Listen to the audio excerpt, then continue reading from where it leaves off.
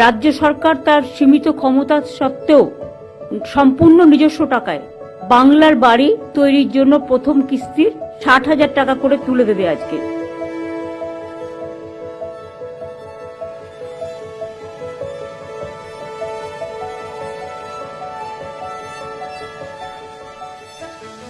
আঠাশ লক্ষ পরিবারকে বাড়ির জন্য এই বাজেটে অনুদান করা হয়েছে।